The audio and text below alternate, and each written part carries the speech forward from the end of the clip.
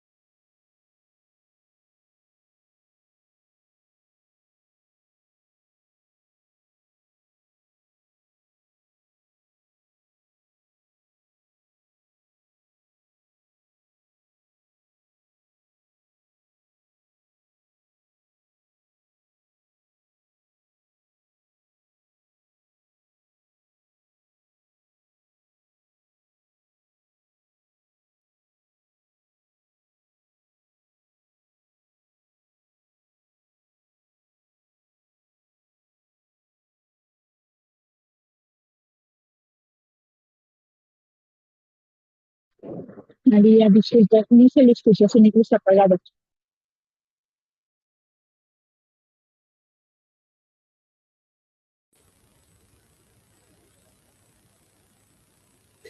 Perdón, pero sí, gracias por avisarme lo del micrófono. Es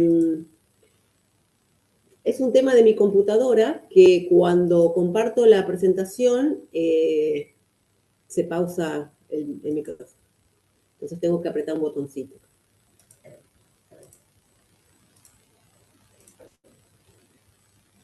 Ahí estamos.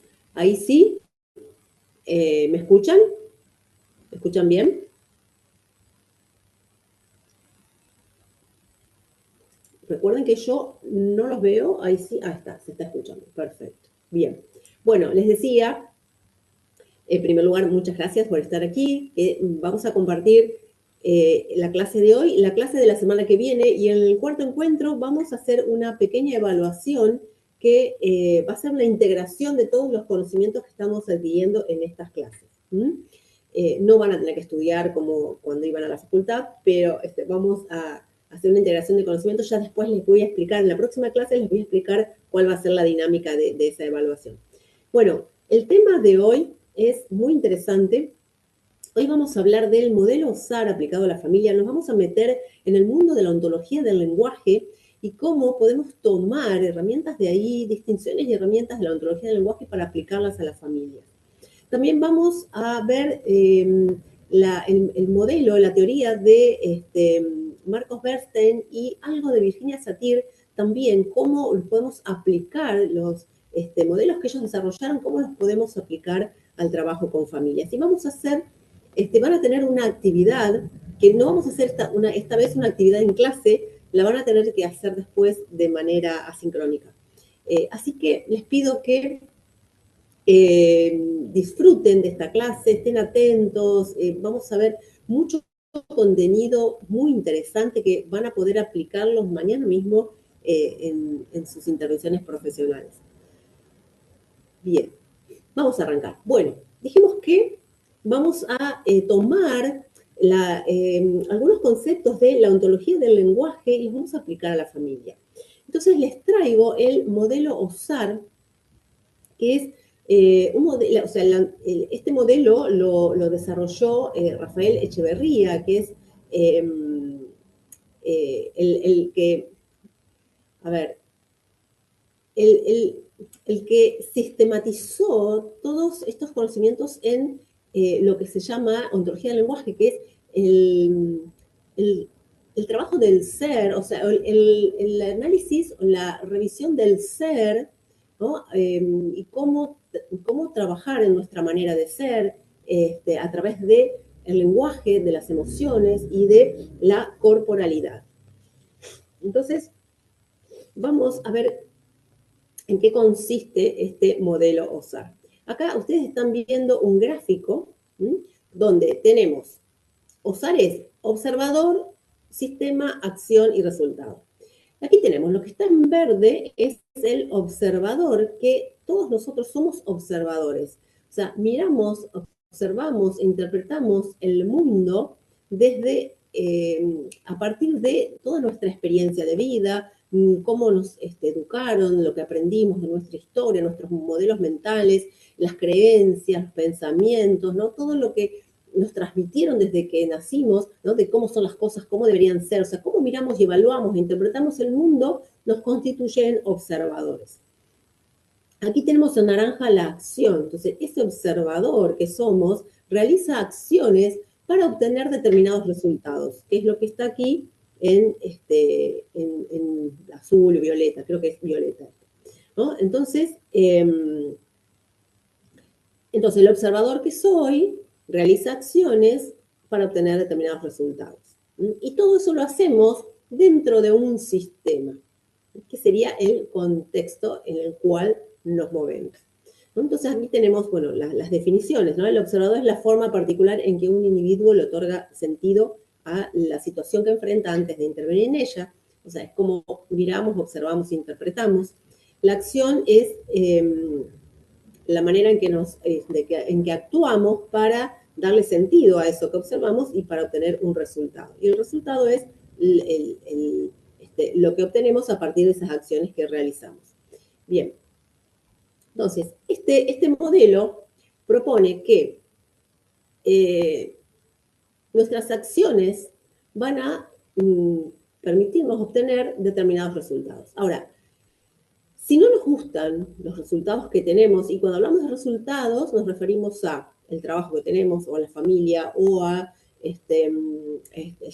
la situación económica, o las oportunidades que vamos teniendo en la vida, o las relaciones, o las conversaciones que tenemos. O sea, los resultados es lo que nos pasa a nosotros en la vida misma, ¿no?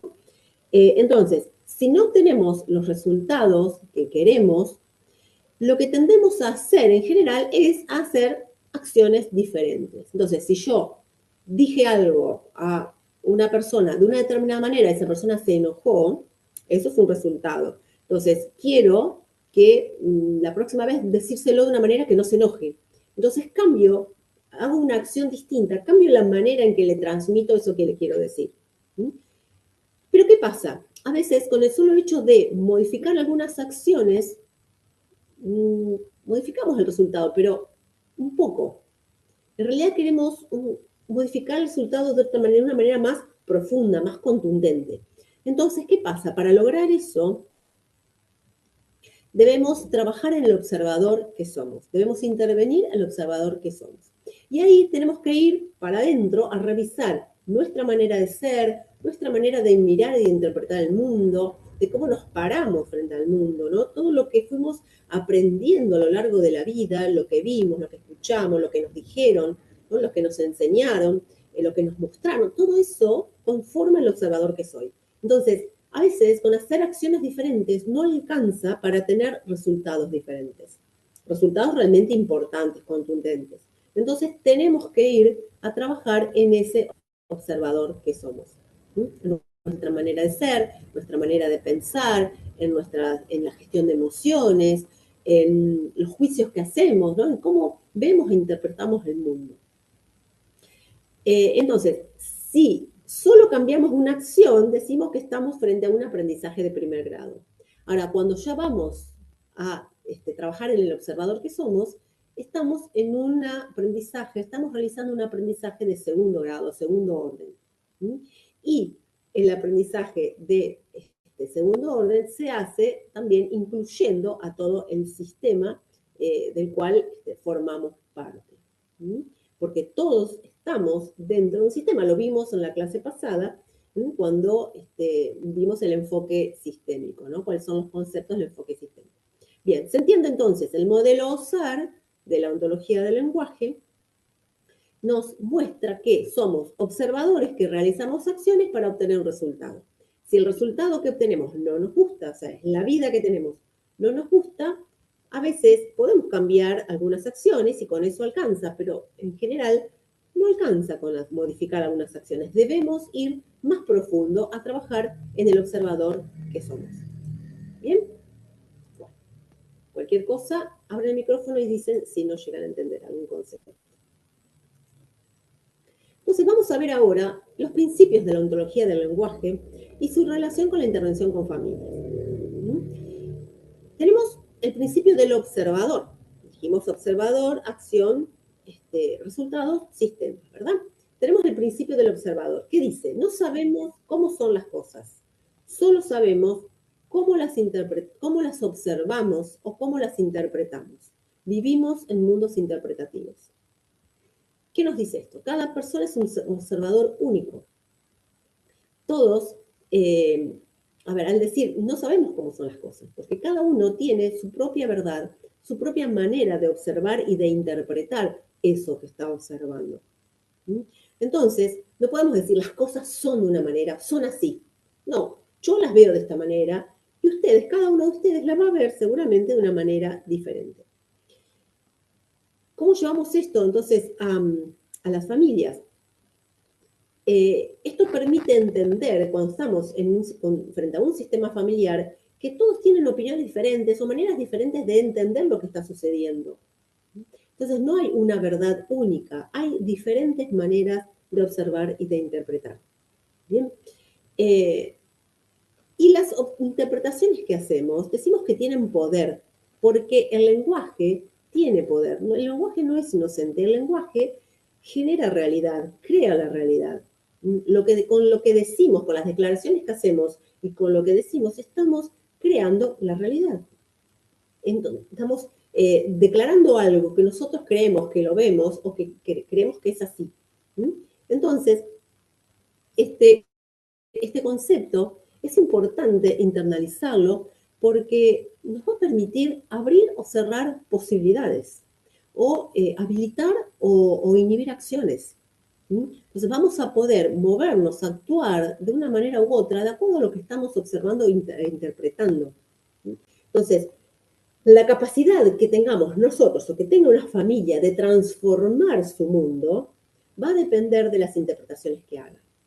Si yo veo una situación, observo una situación y digo, esto no tiene cura, con esto no hay nada para hacer, ahí estoy interpretándolo de esta manera, declarando que no hay nada para hacer y con mi lenguaje estoy creando esa realidad. Entonces me voy a cerrar a cualquier posibilidad de mejora o de cambio porque ya estoy declarando que no hay nada para hacer.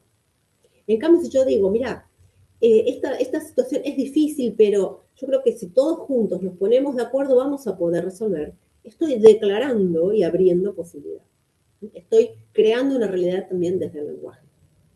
Entender esto nos da como es una herramienta súper poderosa al momento de estar frente a una familia en una conversación, en una entrevista, ¿no? Interviniendo con una familia para escuchar atentamente cómo están siendo las interpretaciones que tienen cada uno de ellos. El segundo principio es el principio de la acción. Y dice, no solo actuamos de acuerdo a cómo somos, y lo hacemos, también somos de acuerdo a cómo actuamos. La acción genera ser. Uno deviene de acuerdo a lo que hace. Nuestras acciones revelan nuestra forma de ser, pero también nos permiten transformarnos, ser diferentes, devenir. Entonces, la acción no es solo la manifestación de un determinado ser que se despliega en el mundo, sino es la posibilidad de que ese mismo ser se trascienda a sí mismo y devenga un ser diferente. La acción genera, construye y crea nuestra manera de ser. O sea, hacemos porque somos de una determinada manera, pero somos porque hacemos las cosas de una determinada manera. Entonces, ahí, en este concepto, no nos cerramos a una sola posibilidad, ¿no? Porque con nuestras acciones podemos crear nuestro mundo, podemos también cambiar, modificar, o sea, estamos todo el tiempo en movimiento y haciendo. Entonces, con nuestro ser podemos también transformarnos y transformar nuestro entorno o el sistema al cual pertenecemos. Y con nuestras acciones también nos trascendemos, evolucionamos como personas. Entonces, no solo actuamos de acuerdo a cómo somos, sino que somos de acuerdo a cómo actuamos. Es muy interesante tener este conocimiento, esta distinción, como decimos en ontología del lenguaje. El tercer principio es el de sistema. Y esto está muy ligado a lo que es el trabajo social y al concepto de, al enfoque sistémico, ¿no? Este principio dice, los individuos actúan de acuerdo a los sistemas sociales a los que pertenecen, pero a través de sus acciones, aunque condicionados por estos sistemas sociales, también pueden cambiar tales sistemas sociales. Miren qué interesante. En la clase pasada hablábamos del concepto de lo sistémico, ¿no? Decíamos que somos sistemas inmersos en otros sistemas, donde influimos sobre esos sistemas, pero a su vez esos sistemas nos influyen, ¿verdad? Bueno, este principio habla de eso. Actuamos condicionados por el sistema, pero con nuestras acciones podemos modificar el sistema. Entonces, no podemos poner como excusa, justificación, que somos así porque me crié en una familia donde no me dieron amor, o porque mis padres me abandonaron, o porque no tenían dinero, o porque no me mandaron a un buen colegio, entonces yo soy así. O sea, mi manera de ser tiene que ver con está condicionada por esa realidad que yo viví en ese sistema. Pero no es excusa ni justificativo, porque yo con mis acciones puedo cambiar esa realidad. Puedo influir en ese sistema. Entonces, esto es un concepto muy interesante también para tener en cuenta cuando intervenimos con familias. La familia es un sistema vivo, dado que cada parte influye en el todo, esto como decíamos el otro día. Trabajar como este enfoque permite entender los patrones relacionales, las repeticiones, las lealtades invisibles, los equilibrios que se generan, aunque no siempre sean funcionales, ¿no? ¿Se acuerdan que hablábamos de esto? La homeostasis, el equilibrio que busca la familia, aunque no sea funcional, pero es el equilibrio que ellos necesitan para seguir funcionando. Nos constituimos como individuos desde el sistema de relaciones que mantenemos con los demás. Y la ontología del lenguaje trata tanto al individuo como a su mundo como construcciones lingüísticas. Por eso, esta nueva aproximación ofrece una enorme expansión de las posibilidades humanas. ¿Qué quiere decir construcciones lingüísticas? Que con el lenguaje creamos nuestra realidad. Declarando, hablando, afirmando, diciendo, haciendo juicios, estamos creando una realidad. ¿Bien? Perfecto. Bueno. Entonces, ¿cómo vinculamos estos principios con el trabajo con familias? Estos principios ayudan a abordar las intervenciones desde una mirada respetuosa, no directiva y potenciadora. Invitan a acompañar a cada miembro sin juzgar, entendiendo el sistema familiar como un organismo dinámico con recursos propios. Permiten facilitar procesos de cambio desde el reconocimiento del potencial de grupo y de cada integrante. ¿Por qué? A ver, porque ser consciente del observador permite validar perspectivas. Si yo entiendo que cada uno habla o actúa desde el observador que es, Porque todo es para vos. Cierra los micrófonos. Cierra los micrófonos. Gracias. Bien. Entender esto me permite ser consciente del observador que cada uno es y validar perspectivas. Entender que cada uno habla desde el observador que es, desde las interpretaciones que hace. Entender que con la palabra están creando la realidad, entonces traerles eso también para que sean conscientes de eso que están diciendo y de esa realidad que están creando. Por ejemplo, cuando hay un conflicto entre hermanos, por ejemplo, cada uno tiene una versión de los hechos. Entonces, el profesional puede ayudar a que cada uno reconozca, reconocer la validez de la perspectiva de cada uno, no decir, vos tenés razón, vos estás equivocado, no, las cosas son como dice él, no. Las cosas son como cada uno las observa y las interpreta. Entonces, lo que se puede hacer es generar un diálogo respetuoso que valide cada perspectiva, lo que cada uno está pensando, creyendo o interpretando. Entonces, esto ayuda a que se pueda abrir una conversación y no se generen discusiones o peleas que no llevan a ningún destino acertado, ¿no? Otro ejemplo, si un hijo, por ejemplo, desarrolla un comportamiento problemático, no se trabaja solo con él, sino también con los padres y con la dinámica familiar que lo sostiene. Entonces, usar la acción a través del lenguaje facilita también transformaciones concretas en la familia, porque las palabras crean posibilidades de acción. Entonces, traer esto también, ¿qué estoy diciendo y qué estoy creando con mis palabras? Entonces, por ejemplo, en lugar de decir, ustedes siempre se pelean, ¿no? Estamos interviniendo con estos hermanos que discuten, que no pueden llegar a un acuerdo. En lugar de decirles, ustedes siempre se pelean, podemos decirles cómo podemos manejar las diferencias de manera que los dos se sientan escuchados. Son maneras diferentes de abordar la situación sin pararnos de un lado o del otro, sino que habilitar la conversación para que se puedan escuchar, para que puedan cada uno comunicar lo que está entendiendo e interpretando de eso que pasó y se pueda llegar a un acuerdo.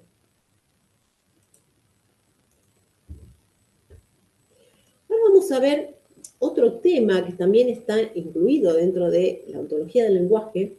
Les digo que, entre paréntesis, les comento que van a recibir, les voy a enviar en PDF el libro La ontología del lenguaje de Rafael Echeverría para que puedan ampliar todos estos conceptos si lo desean. Es un libro muy interesante para leer. Es un tanto filosófico, pero es muy interesante. Bueno, vamos a los dominios del ser. La ontología del lenguaje dice que los seres humanos somos en 3 dominios: lenguaje, cuerpo y emoción. Entonces, vamos a traerlos a esta clase para integrar estos conceptos a la familia, ¿no? Cómo abordar una familia teniendo en cuenta estas distinciones. Cuando acompañamos a una familia en sus procesos, solemos prestar atención a lo que dicen, a sus relatos, a sus problemas, ¿no? A las demandas explícitas. Sin embargo, el ser humano no se expresa únicamente en las palabras, sino que también hay emociones, aparecen emociones, ¿no? en esto que traen las personas, y también hay que aprender a leer la corporalidad, lo que habitualmente decimos el lenguaje corporal o el lenguaje no verbal. Estos 3 dominios, lenguaje, cuerpo y emoción, constituyen nuestra manera de habitar el mundo y de relacionarnos con los demás. No nos movemos solo con la palabra, solo con lo que decimos, sino que también eso va acompañado de la emocionalidad que le ponemos a eso que decimos y de cómo nuestro cuerpo también acompaña lo que decimos y lo que sentimos. Entonces, miren este gráfico, ¿no? Acá tenemos el lenguaje, el cuerpo y la emoción. ¿Y qué dice? Coherencia. Porque los 3 dominios tienen que estar en coherencia, tienen que estar alineados para que haya un equilibrio. Entonces, lo que yo digo, o sea, las conversaciones, ¿no? El lenguaje, cuando hablamos de lenguaje, hablamos de las conversaciones, de lo que digo, de las palabras que utilizo, de la manera en que me comunico.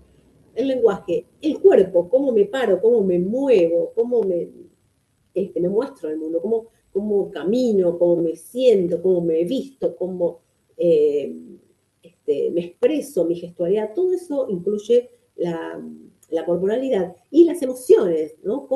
¿Qué emociones aparecen al momento de estar en el mundo, de hablar, de decir en cada situación, las emociones que aparecen, bueno, todo eso tiene que estar en coherencia. Todo esto tiene que estar alineado. Lo que yo digo tiene que estar alineado con cómo me muestro corporalmente y qué emociones manifiesto. Por ejemplo, si yo digo, estoy muy feliz de estar acá, lo digo así, con la cabeza agacha y el cuerpo encorvado, lo que yo estoy diciendo no está en coherencia con lo que muestro a través del cuerpo o de la emoción. Si yo digo, estoy feliz de estar acá, ahí sí. Entonces, esto es muy importante también empezar a observarlo. Y también es importante saber que si hay alguna incoherencia en algunos de estos dominios, interviniendo ese dominio, o interviniendo, perdón, cualquiera de los dominios, se afecta, por efecto sistémico, se afecta inmediatamente ese dominio que queremos mejorar. Entonces, si yo estoy diciendo, yo estoy muy contenta, lo digo con la palabra, pero no con el cuerpo, yo le puedo pedir a la persona que diga, bueno, a ver, parate, ponete derecha, levantá la cabeza y volvé a decir lo que estabas diciendo. Yo estoy muy contenta. Bueno, y ahora agrega una sonrisa, a ver, que tu cara demuestre lo que estás diciendo. Y ahí estoy interviniendo el cuerpo. Y automáticamente se va a intervenir la emoción, porque no es lo mismo decir yo estoy contenta, decirlo así que decirlo yo estoy contenta. Automáticamente la emoción cambia. ¿Se entiende? Entonces, es también muy interesante entender este concepto para tenerlo como insumo al momento de realizar las intervenciones con las familias. Entonces vamos a desarrollar brevemente cada uno de estos puntos, ¿no? El lenguaje, las emociones y la corporalidad. Decíamos que el lenguaje no solo describe la realidad, la crea, o sea, decíamos, yo les dije recién, el lenguaje es generativo, genera realidad, ¿no? El lenguaje no solo describe. Antes se creía que el lenguaje solo servía para describir las cosas, ¿sí? Pero después se dieron cuenta que no, que con el lenguaje creamos realidad. ¿Sí? Con nuestras conversaciones abrimos posibilidades o las cerramos. Entonces, el lenguaje no solo describe lo que percibimos en el mundo exterior sino que o expresamos lo que pensamos, lo que sentimos, sino que nos permiten, tiene como una capacidad activa, ¿no? Que nos permite crear la realidad que queremos crear. Por eso son tan importantes las afirmaciones o las declaraciones. Cuando yo digo, mi vida es hermosa, estoy diciendo una declaración muy poderosa. Si yo digo, mi vida no vale nada, también estoy haciendo una declaración, pero que va en detrimento de la posibilidad de estar mejor o de desplegar o de desarrollar mis capacidades, ¿no? Porque estoy haciendo una declaración que en lugar de construir me está destruyendo. Entonces, es importante entonces que tengamos en cuenta el poder que tiene el lenguaje, que tienen las conversaciones. Y fíjense que nada ocurre sin lenguaje, todo se da a través del lenguaje, ¿no? Una reunión no tiene lugar si alguien no la solicita o si la otra persona la acepta o no la acepta. O el tema de la reunión no existe si alguien no lo propone. Y todo esto se da a través del lenguaje, ¿no? Si yo necesito algo y hago un pedido a alguien, lo hago a través del lenguaje, ¿sí? A través del hablar y a través del escuchar, ahí se genera la conversación. Entonces, fíjense que es muy importante tener en cuenta este concepto. Luego tenemos las emociones. La emoción, poder distinguir en qué emoción estamos nosotros, en qué emoción están las personas, o en qué emoción está ese sistema familiar en el que estamos interviniendo, es fundamental.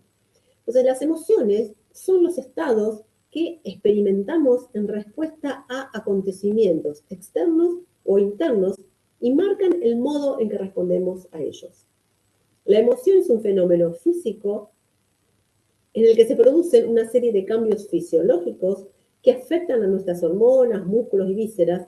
O sea, es una respuesta innata y biológica a los estímulos ambientales. Tienen una duración limitada en el tiempo, son universales. Bueno, ahora les termino de contar todo esto. Voy a ir explicando un poco más. Entonces, la emoción es un estado que surge a partir de un hecho, un acontecimiento, un juicio, ¿no? Algo que pensamos, algo que sucede, aparece. No la podemos controlar, no la podemos manejar. Yo voy caminando por la calle, alguien se aparece así, me asusta, me hace así, wow, y yo me asusto. Eso es una emoción. No puedo evitarla, no la puedo controlar, me sale. Alguien me trae una buena noticia y yo digo, wow, qué bueno, me pongo alegre, me pongo feliz. Eso es una emoción. Surge. Alguien me da una noticia triste y enseguida me pongo a llorar. Y eso también fue una emoción. Entonces, no se pueden controlar. Ahora, duran segundos o minutos. La emoción es corta, tiene una duración limitada. Aparece en forma espontánea, en forma automática, no la podemos controlar, genera cambios a nivel fisiológico y hormonal, ¿no? Porque si yo voy caminando y aparece algo que a mí me asusta, todo mi cuerpo se va a tensionar y el corazón me va a latir rápido, mi cara se va a transformar, ¿no? Aparecen cambios que son universales. Toda la gente de todo el planeta le pasan las mismas cosas cuando están frente a las mismas emociones. Entonces, y lo importante es, la emoción dura poquito. Si yo me asusto, no puedo seguir asustada todo el día o una semana. Si algo me da miedo, ese miedo dura un corto lapso de tiempo. No puedo estar con ese miedo toda la semana. Porque, ¿qué pasa? Se corre el riesgo de que si yo me quedo atravesada o, si me quedo atravesada por la emoción y me dura y no puedo correrme de ese lugar, corro el riesgo de que esa emoción se transforme en un estado de ánimo. Entonces, la emoción dura poco tiempo. ¿Y cuáles son las emociones básicas? Bueno, hay diferentes autores que hablan de distintas emociones, algunos hablan de 4, otros de 6, otros de más, pero yo tomé el autor que habla de 6 emociones básicas. El miedo, la rabia o la ira o la bronca, la tristeza, la alegría, el asco y la sorpresa. Esas son las 6 emociones básicas. Entonces, si yo me enojo por algo, eso es una emoción, alguien me dice algo que no me gusta, o hizo algo que en mi trabajo, o me hizo algo a mí que me molestó, y me da bronca, y me da rabia, ¿no? Entonces, yo no puedo seguir enojado con esa rabia, esa bronca, todo el día o 3 días seguidos. Eso es en el primer momento, después yo tengo que aprender a gestionar las emociones para que no quedar atrapada en esas emociones. Entonces, ¿qué pasa con la emoción? ¿Por qué es tan importante? ¿Y por qué es tan importante poder darme cuenta en qué emoción estoy? Porque la emoción es una predisposición a la acción. La palabra emoción viene de emotion, lo que me mueve, lo que me pone en acción. Entonces, la emoción me lleva a actuar.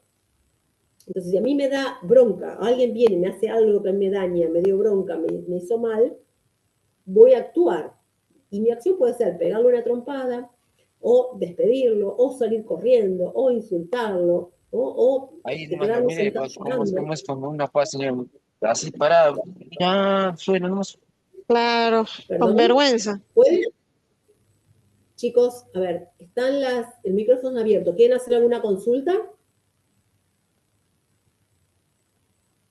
Bueno. Fíjense que están tocando la pantalla, están rayando todo, no sé cómo se hace para sacar eso. No toquen la pantalla, miren, me han rayado toda la diapositiva. Bien, bueno, entonces la emoción es una predisposición a la acción. Entonces, me lleva a actuar de una manera u otra. Por eso es tan importante aprender a gestionar las emociones.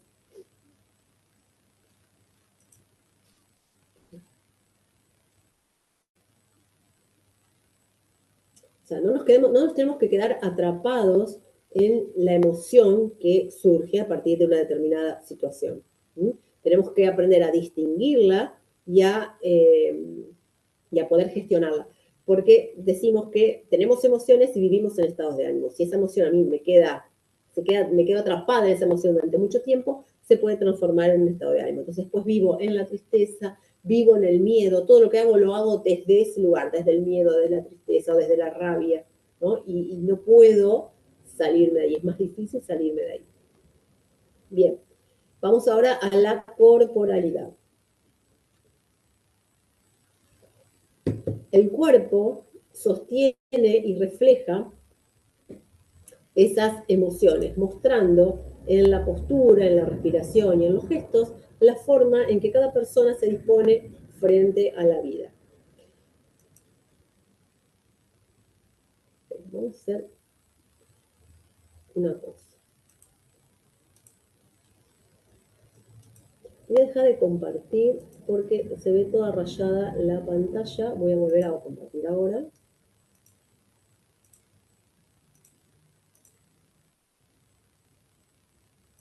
Ahí estamos. No sé cómo se hace para arreglar cuando rayan así. Bien. Entonces, el cuerpo es importante, porque el cuerpo acompaña todas las intervenciones que hacemos. Entonces, la corporalidad se refiere a la forma en que nos movemos y nos mostramos físicamente y a las acciones que hacemos y en lo disponibles que estamos desde el cuerpo para las diferentes acciones que hacemos. Entonces, cómo nos movemos en el mundo se muestra a través de la postura, de la respiración, de los gestos, ¿no? De cómo me paro frente a la vida, físicamente, o sea, literal y simbólicamente, ¿no? ¿Cómo me paro? Entonces, dentro de lo que es la ontología del lenguaje, que es la base teórica del coaching ontológico, se reconoce están las disposiciones corporales, que son las distintas maneras que tenemos de pararnos, de posicionarnos desde lo corporal, ¿no? Entonces, no las vamos a ver en esta formación, pero están desarrolladas en el libro Ontología del Lenguaje, y es importante tenerlas en cuenta, ¿no? Si estoy en apertura, si estoy cerrada, si estoy flexible, ¿no? Si estoy parada y como enraizada en una manera que entonces eso me impide mover, ¿sí? O si estoy centrada y desde ahí puedo elegir con más claridad, de una manera más en equilibrio, en armonía, ¿no? Si puedo tomar decisiones acertadas. Bueno, es muy interesante todo el tema de las disposiciones corporales. Pero para quienes trabajamos con familias, contar con estos conocimientos es importante, porque nos permite observar más allá de las palabras, reconociendo la coherencia o la incoherencia que hay entre lo que se dice, lo que se siente, lo que se hace o lo que el cuerpo expresa. Detectar emociones y posturas colectivas que limitan o potencian la vida familiar. Intervenir de manera más completa, generando cambios más, o sea, cambios profundos y que se puedan sostener en el tiempo, ¿no? Que se puedan consolidar, que no se logran por ahí si uno trabaja directamente o solamente desde el lenguaje. Entonces, conocer e integrar estos tres dominios nos permite ampliar la mirada, nos da más herramientas para acompañar procesos de cambio, de transformación en las familias que sean reales y que puedan sostenerse en el tiempo, ¿no? Entonces, importante es poder observarlos para poder también ver si están en coherencia o si están desalineados y qué podemos hacer para que esto se alinee. Entonces, observar las conversaciones, la manera de moverse. Bueno, ahora vamos a ver algunos ejemplos. Por ejemplo, del tema del lenguaje, observar qué lenguaje predomina, ¿no? ¿Qué dicen las familias? Por ejemplo, si dicen, en esta familia siempre decimos que nadie nos entiende.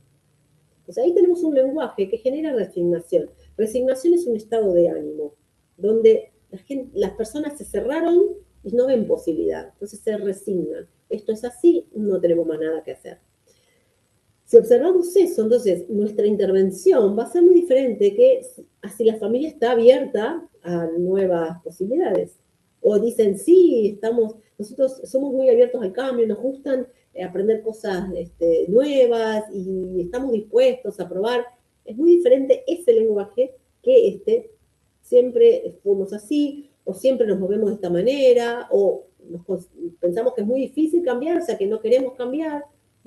Eso sería observar qué lenguaje predomina en la familia. Con respecto a las emociones, observar cuáles son las emociones dominantes. Si es el miedo, si es la tristeza, si es la alegría, o si están siempre enojados, ¿no? Bueno, a ver, estas emociones que vimos son las básicas. Después hay muchas emociones. La confianza, la gratitud, no sé, el respeto, la honestidad, o sea, hay un montón de emociones que van después apareciendo, ¿no? Que se derivan de las principales. Pero bueno, a ver, ¿en qué emoción está esa familia? ¿Están todos enojados, siempre de mal humor? ¿O están todos alegres y por demás, de bien, felices, alegres, siempre pum para arriba? ¿No? ¿Cuál es la emoción que predomina? Porque a veces pueden quedar atrapados en una emoción. Por ejemplo, si murió algún integrante de la familia, están muy tristes, quedaron atrapados con esa tristeza y no la pueden trascender. Entonces, todo lo que hacen está filtrado o atravesado por esa tristeza, ¿no? Como una emoción colectiva, y como que no se permiten tener alegrías o hacer cosas que les produzca alegría, o que puedan reír o puedan divertirse porque están atravesados por esa tristeza, ¿no? Hay como una lealtad familiar que les impide salirse de ahí. Entonces, es importante observar eso. Y después, con respecto a la corporalidad, observar la disposición corporal de los protagonistas, ¿no? hombros caídos, mirada hacia abajo, o el tono de voz apagado, ¿no? Eso quiere decir que están ahí sosteniendo una tristeza o la resignación, están atrapados ahí, quedaron atrapados en esas emociones y no pueden correrse, o si van así como erguidos o llevándose el mundo por delante, bueno, también ver, a ver, cómo es la cosa, ¿no? Entonces, observar los cuerpos, observar las emociones, observar el lenguaje es fundamental.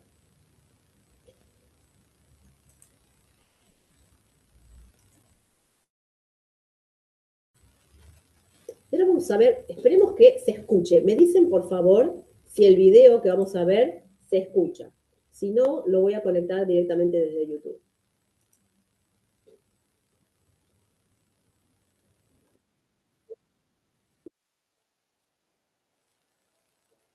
¿Ya?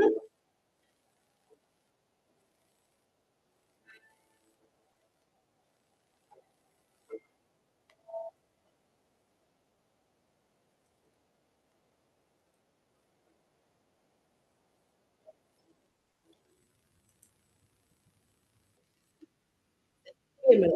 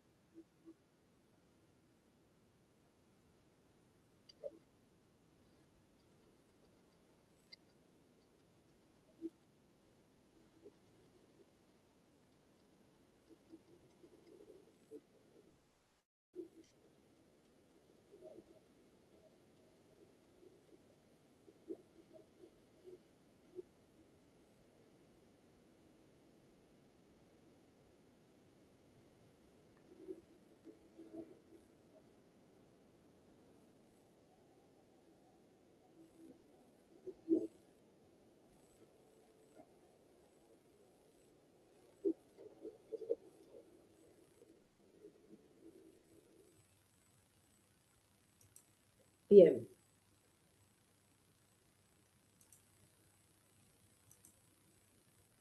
A ver, ¿pudieron ver bien el video? Quiero que me digan qué pudieron observar. ¿Qué lenguaje aparece? O sea, ¿cuál es el lenguaje predominante? La corporalidad, con respecto a las emociones, ¿qué pudieron observar?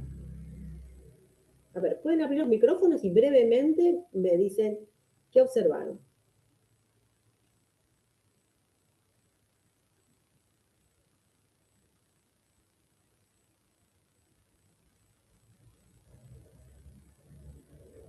¿Nadie quiere opinar?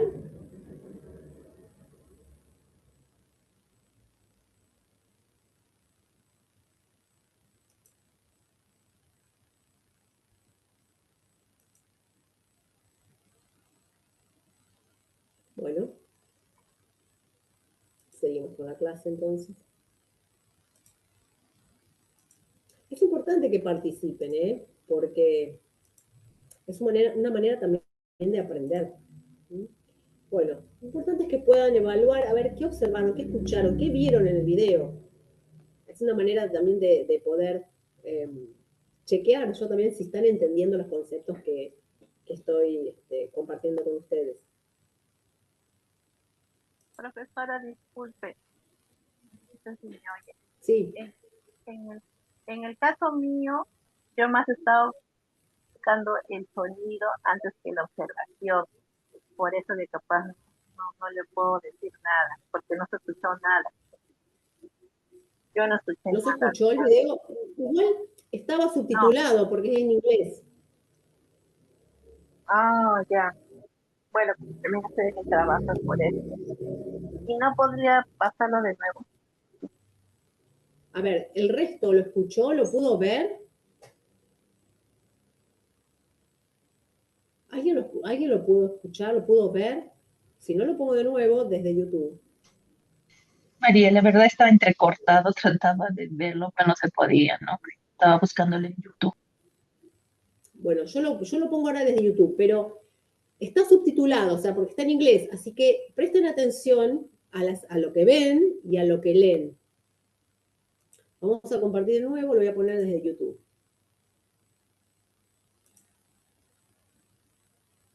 Me dicen si se escucha, ¿eh?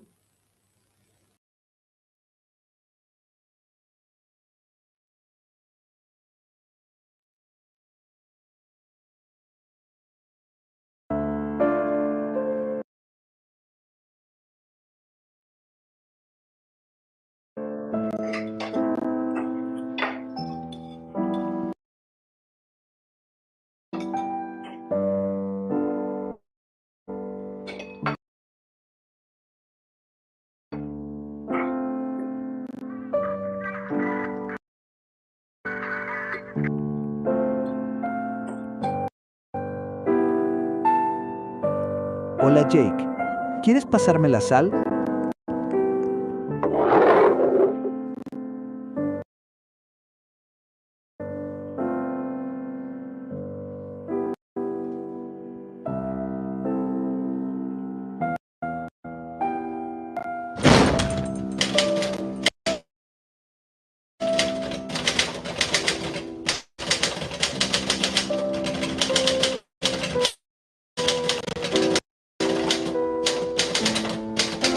¿Y? Hit.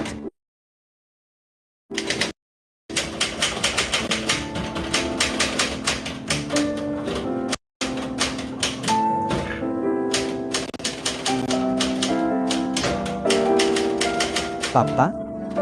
Lo siento. Debo haber estado un poco distraído.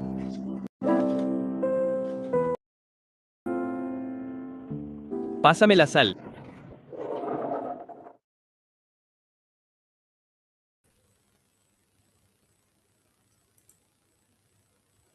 Bueno, ahora estaba en español, no sé, recién salí en inglés. ¿Lo pudieron ver? ¿Lo pudieron escuchar? Sí, sí, sí, todo. Bien. Se cortaba un poco, andaba medio lento internet, pero bueno. ¿Quieren compartir alguna opinión? ¿Lo que vieron, lo que escucharon, lo que observaron? Con respecto a esto, Yo, ¿no? El profesora. lenguaje, la emoción y la corporalidad. Ujú. Yo, profesora. ¿Sí? Bueno, ¿querés decir? Ah, sí, ya. Sí, sí, está bien. Buenas noches con todas y con todos. Bueno, lo que se evidencia es que están almorzando las personas, cenando, ¿no? Y los hijos como que cada uno está en su mundo, ¿no? Austeridad, pero el gesto del Señor cuando quería la sal, ¿no? Que no se enojó, inclusive hizo un gesto tan feo con el cuchillo, como decir, voy a morir acá, creo, y no me van a pasar, ¿no? Esto. Y y se enojó el señor, por eso que se puso a escribir igualito como ellos también escriben, ¿no? Eh, pero la señora, también la corporalidad de la señora, que como decir, bueno, así son los chicos, como que no le da importancia, ¿no? Ujú. Y los chicos frente al ruido de la máquina, recién como que, ¿ah? ¿Qué ha pasado, no? Recién frente a eso y la estrategia del señor que buscó para que ambos hijos lo miren a él, ¿no? Ya no les gritó, no les, como la mayoría de papás que dirían, no, oigan, escúchenme, no, sino que buscó una forma adecuada para que llamar la atención, pero, ¿no? Pero todo enojado, porque maquinaba su máquina con fuerza, con rabia, capaz no lo dijo, pero sí se agarraba con la máquina cuando estaba tecleando, ¿no? Bien, Desahogaba, creo que toda su cólera y ira en la máquina de escribir, pues, ¿no? Entonces, eso, no lo desfogó en negrito, pero sí, bueno, eso es lo que genial. puedo Bueno, compartir. muchas gracias. Muchas gracias, Victoria. ¿Alguien más quiere aportar algo?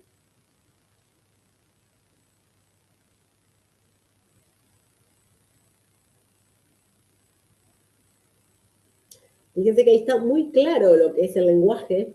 No hay tanto lenguaje verbal, sino como un lenguaje corporal. ¿Mm? Y cómo las emociones también aparecen ahí, ¿no? Como la emoción de bronca, él la puede expresar o manifestar a través de esas acciones que hace para llamar la atención, como una estrategia, ¿verdad? Bien. Bueno, seguimos entonces.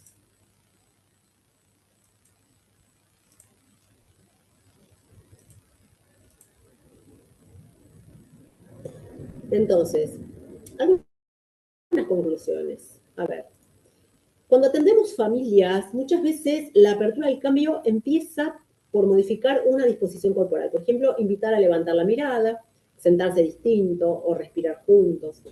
Trabajar los 3 dominios nos permite acompañar cambios profundos, no solo lo que dicen, sino lo que sienten y cómo se paran en la vida. Una nueva disposición corporal puede abrir un nuevo futuro para todo el sistema.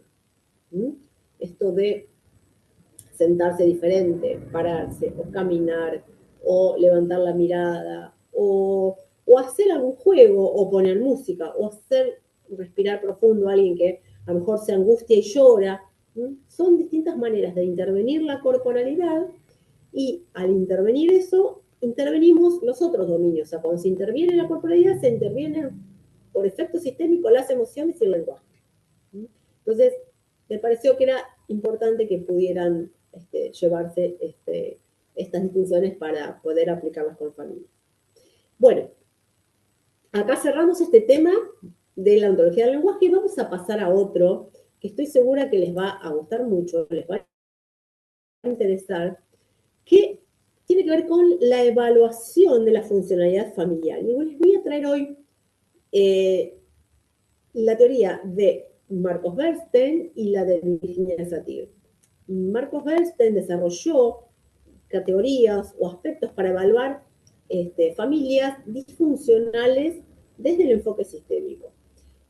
Marcos Bernstein fue un psiquiatra argentino muy reconocido, fue profesor mío en una de las formaciones que hice de terapia familiar sistémica por los años allá 2009, 2010, ya, no antes, en 2007, 2008, pero fue en el 2000, no me acuerdo en qué año falleció, pero bueno, sí, falleció después yo lo conocí, a los años falleció, era una persona excelente, sabía muchísimo, y tiene un trabajo, este trabajo que se llama Familias disfuncionales generadoras de conductas adictivas.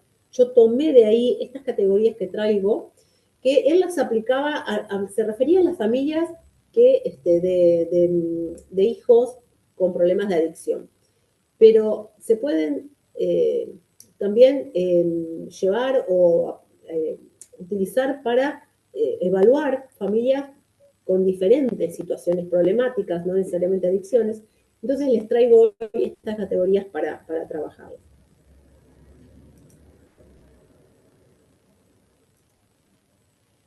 Miren, estas son las categorías que vamos a desarrollar hoy. Presten atención porque es muy interesante para tenerlas en cuenta al momento de evaluar una familia. Mala alianza marital, interacción simbiótica madre-hijo, coalición intergeneracional, progenitor sobreinvolucrado y progenitor periférico, falta de fronteras, incongruencia jerárquica, dobles mensajes, deseos de muerte, ciclo vital o curso de vida y secretos familiares. Vamos a ver sintéticamente cada una para que puedan tener una idea general de la propuesta de Marcos Bernstein. Mala alianza marital. Él dice que es el punto de partida del mal funcionamiento familiar. Sería, o sea, la mala alianza marital en términos de interacciones es la pareja disfuncional.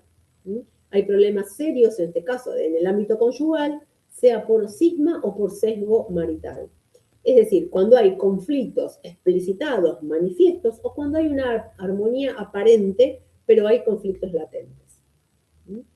En el caso, por ejemplo, de un paciente adicto o con otros problemas graves, se trata de poner a los padres a cargo del paciente.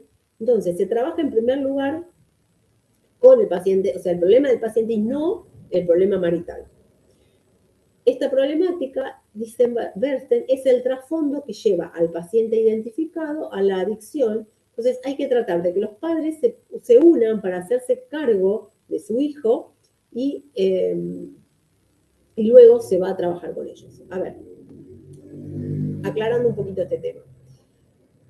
La mala alianza marital, él dice que es el punto de partida del mal funcionamiento familiar. Cuando hay un problema en la familia, y sobre todo con hijos, con problemas de adicción o con otros problemas graves, el problema es la relación de los padres. Entonces, en estos casos, se trata de, primero, poner a los padres a que trabajen, a se hagan cargo y se responsabilicen por su hijo, a que trabajen para resolver el problema del hijo y después, en segundo término, se va a trabajar con la pareja de padres para ver si se puede mejorar o resolver ese vínculo. Pero primero se trabaja con los padres. Y él habla del concepto de hijo por Cipoll, que ahora se los voy a comentar. Entonces, cuando en términos sistémicos hablamos de paciente identificado, refiriéndonos a la persona, al integrante de la familia que porta el problema. El paciente identificado es el elegido, entre comillas, por el sistema familiar para ser el depositario del conflicto de los padres. Entonces, cuando aparece un problema con uno de los hijos, el hijo es el síntoma, el que sale a decir, en esta familia están pasando cosas, algo está mal, no está funcionando correctamente. Entonces, sale a denunciar, es el portavoz de ese sistema familiar. Pero el trasfondo, lo que no se está viendo a lo mejor, es la mala alianza marital, el problema entre los padres. Entonces, él trae el concepto de hijo Poxipol. Poxipol, por si ustedes no saben, es una marca en Argentina, es la marca de un pegamento. Un pegamento que se une en dos partes y se hace una sola, y entonces con eso, no, perdón, si se unen dos partes, entonces se genera un pegamento muy potente que lo que se pega no se despega. Entonces él pone este concepto, esos hijos que funcionan como pegamento de los padres, ¿no? De la pareja rota de los padres. Entonces los padres funcionan como pareja para salvar al hijo, para curar al hijo, para ayudar al hijo. Pero si ese hijo se cura o se salva, estoy diciendo en términos, ¿no?, entre comillas, si ese hijo se salva, se cura, esos padres, esa relación se termina de disolver. Entonces pasa muchas veces que ese hijo es el depositario, o otro término sistémico, el chivo expiatorio del conflicto parental, ¿no? Entonces es el que sale a denunciar el problema, pero a veces el problema se mantiene porque es la única manera de mantener a los padres unidos. Entonces el hijo nunca resuelve su problema porque es la única forma de poder tener unidos a los padres. Si el hijo se cura o se sana, los padres se separan. Entonces se pierde el equilibrio disfuncional de ese sistema familiar y tendría que trabajarse por un nuevo equilibrio, ¿no? ¿Se entendió el concepto? Entonces, por eso él considera que la mala alianza marital, la mala relación de los padres es como la causa principal de todos los conflictos que pueden tener los hijos. Segundo punto, la interacción simbiótica madre-hijo. Aquí es la relación de pegoteo y de no discriminación entre la madre y el hijo. Es una simbiosis, es una relación entre dos organismos que se unen para mantenerse vivos. Dice Bernstein, desde el punto de vista biológico no es malo, pero en el ámbito sistémico, esta interacción simbiótica es peligrosa porque significa la no discriminación de madre e hijo. Y es una relación aglutinada donde no se sabe quién es quién. Es que son estas familias donde el hijo es una prolongación de la madre. Están tan pegoteados que los dos piensan igual, los dos hacen las mismas cosas, y el hijo no es un ser separado, un ser independiente. Hace lo que la madre le dice, lo que la madre... O sea, no piensa por sí mismo, no resuelve por sí mismo, porque es una prolongación de la madre. Yo conozco familias así, y es tremendo, porque el hijo no tiene vida propia. Vive la vida de la madre. Entonces, el hijo no puede relacionarse bien ni con su mundo interno ni con el externo porque vive pegoteado en simbiosis con su mamá. ¿Qué pasa cuando sucede esto? Bueno,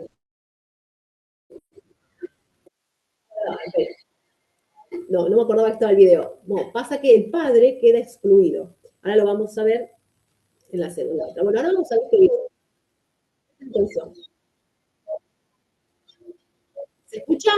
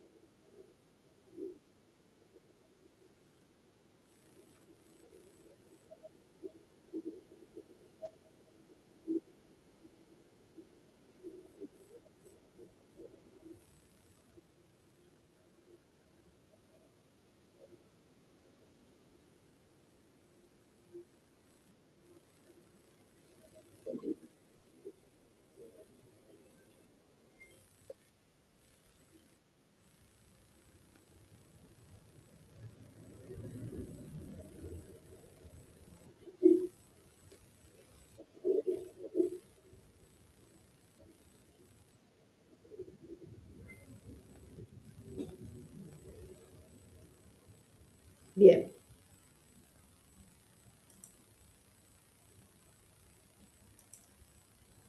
Me detengo brevemente.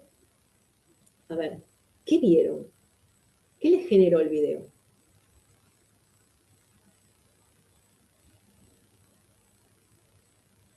Veníamos hablando de la Hola, interacción simbiótica, ¿no? Madre-hijo. sí, buenas noches. Habla María Luz de Bolivia. Buenas ¿Cómo noches, María. están? Bueno, a ver, las imágenes, bueno, se nota una dependencia emocional marcada, madre-hijo.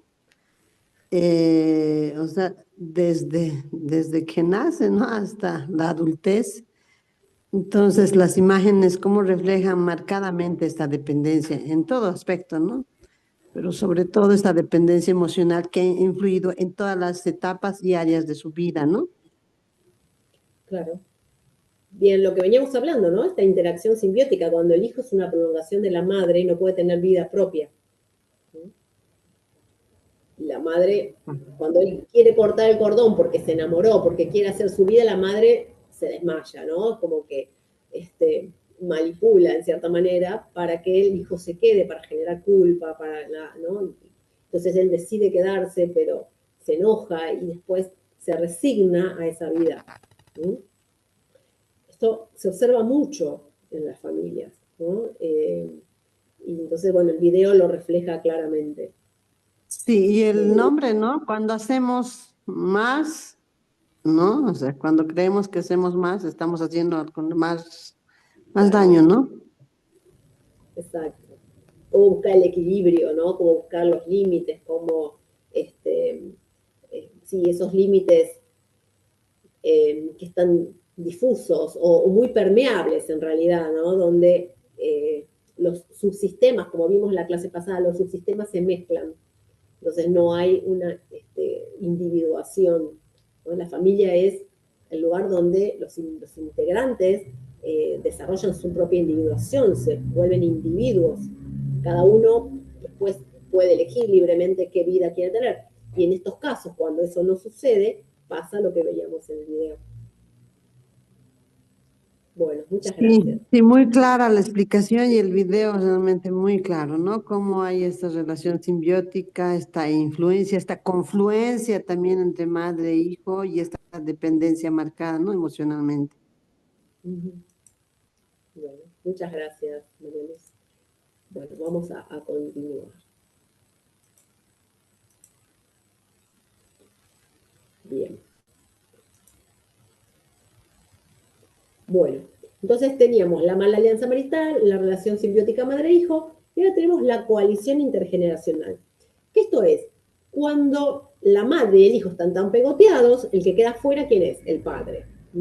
Entonces, en estos casos, si la madre se lleva mal con el padre, muchas veces se refugia en el hijo y establece con el hijo una relación como privilegiada, lo que implica esto una coalición intergeneracional. ¿Se acuerdan en la clase pasada que hablábamos la diferencia de alianza y coalición? La alianza es cuando dos se unen en pos de un objetivo en común para beneficiar a un tercero. La coalición es cuando dos se unen en contra de un tercero. Entonces, madre e hijo pegoteados, padre excluido, ¿no? Entonces, esto hace que, bueno, puede haber coaliciones entre hijo, abuela y nieto en contra de uno de los padres, ¿no? Bueno, pero ponemos como ejemplo esto, madre e hijo, padre excluido.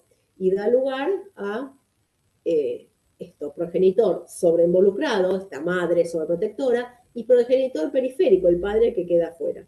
Entonces, madre y padre se unen en contra del, madre e hijo, perdón, se unen en contra del padre, el padre se autoexcluye porque se siente excluido, entonces se aleja más, y a su vez madre e hijo excluyen al padre, y el padre se autoexcluye aún más. Entonces se genera todo un círculo vicioso de destructivo, ¿no? Y bueno, se va retroalimentando con las acciones que van haciendo, que si no lo pueden ver, no lo pueden observar, o alguien no interviene para cortar ese ciclo, se sigue repitiendo.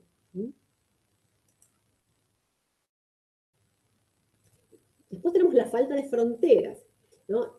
Que se refiere a que dentro de un sistema hay subsistemas y entre ellos hay fronteras, o sea, esto que decía recién, los distintos subsistemas, el de los padres, la pareja, los padres, los hermanos, subsistema de los hijos, subsistema de los hermanos, ¿no? Los subsistemas tienen límites también, tienen fronteras que pueden ser más o menos rígidas o más o menos permeables. Bueno, la falta de fronteras es cuando esas fronteras no existen. Entonces, o cuando están muy marcadas, ¿no? Entonces, en las familias generadoras de conductas problemáticas suelen darse las fronteras rígidas e impermeables entre el mismo sistema y a su vez con el afuera. Son muy cerrados, no entra nadie ni sale nadie de esos sistemas, ¿no? O se pueden dar fronteras muy laxas o débiles también entre el subsistema paterno y el subsistema filial. Entonces acá es cuando los hijos se meten en cosas de los padres y los padres se meten en cosas de los hijos, no hay fronteras, no hay límites, no están separados y cada uno tiene sus espacios, su lugar, su manera de pensar, ¿no? Todo está como entremezclado. No hay intimidad, no hay privacidad. Después tenemos la incongruencia jerárquica. Esto es, a ver, en toda familia necesitamos jerarquías claras para que funcione bien el sistema familiar. Entonces, si los hijos no respetan a sus padres, hay faltas de jerarquías, hay falta de fronteras, hay falta de límites. Y la incongruencia jerárquica implica que no existe en estas familias la posibilidad de poner límites, que no existe el no. Entonces esto, toda familia, para funcionar adecuadamente, debe tener jerarquías. Y las jerarquías las tienen los adultos responsables, padres o, en caso de no estar los padres, bueno, quienes sean responsables de los menores de edad. Entonces, estas jerarquías tienen que estar visibles. Si faltan o si hay un mal funcionamiento de esas jerarquías, pasa esto, que los hijos se meten en cuestión de los padres o no obedecen, los padres no pueden poner límites o no pueden ordenar ese sistema y entonces ahí se producen estas incongruencias. Como la fotito esa que les puse. Los dobles mensajes, bueno, esto también es interesante. La comunicación doble vinculante serían los dobles mensajes, ¿no? Es cuando se manda un mensaje positivo de forma explícita y uno negativo de forma implícita. Entonces, lo verbal y lo no verbal no encajan. Entonces, yo te quiero, ¿ven? Fíjense el dibujito. Yo te quiero, le dice, pero está con un palo para pegarle.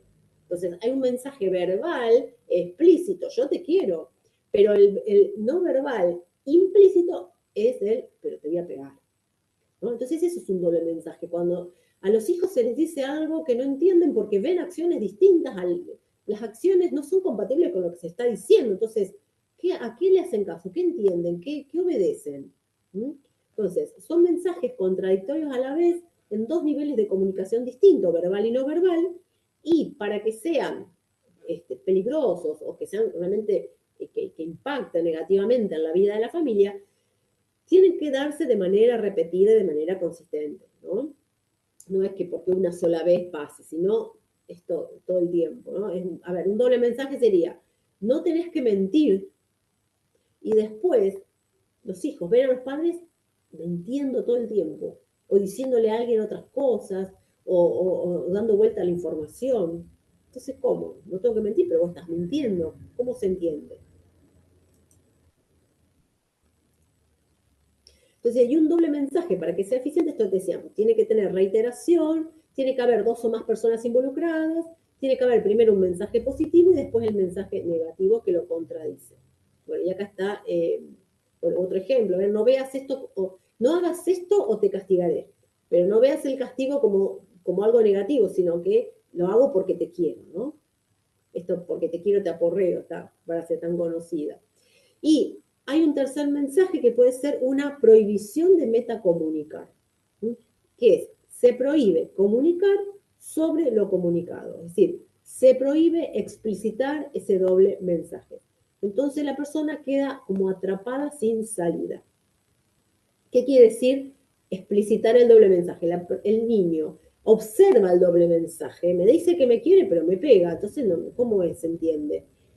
Pero no lo puede decir, porque si habla, corre el riesgo de ser castigado, de ser excluido. Entonces, esto es, la prohibición de la metacomunicación es esto.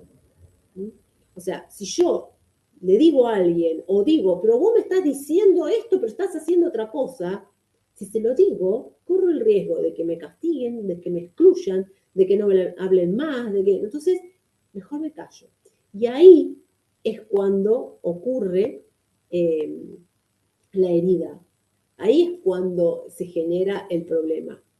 Cuando esto se da de manera repetida durante mucho tiempo, es cuando después afecta a ese niño y empieza, en algún momento, va a explotar eso que tiene guardado y va a manifestarlo a través de comportamientos, conductas o acciones que se evalúan o después se definen como problemáticas.